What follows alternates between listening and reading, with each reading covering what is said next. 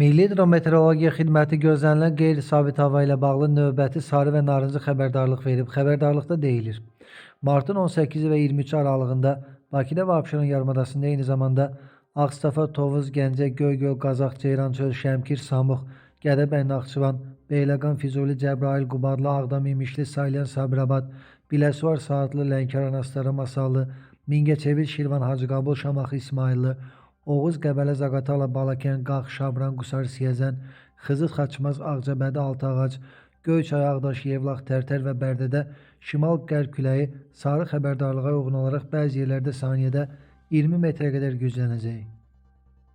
Cəlilabad, Lerik, Yardımlı, Neftçala, Daşkəsən, Şəki, Goranboy, Qobustan, Kəlbəcər, Laçın və Zəngilanda isə şimal-qərb küləyi narıncı xəbərdarlığa uyğun olaraq saniyədə 20-28 metrə qədər güclənəcək. Bakıda və Abşeron yarımadasında isə martın 19-dan 23-nə qədər fasilələrlə şimal-qərb küləyi əsəcək.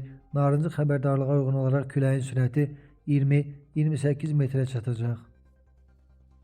Eləcə də bəzi şimal və qərb rayonlarında, eyni zamanda Dağətəyi və Dağlıq rayonlarda intensiv yağış və sulu qar yağacağı gözlənilir. Nazirlik qeyri-sabit hava şəraitində əhalini son dərəcə ehtiyatlı olmağa və təhlükəsizlik qaydalarına əməl etməyə çağırır.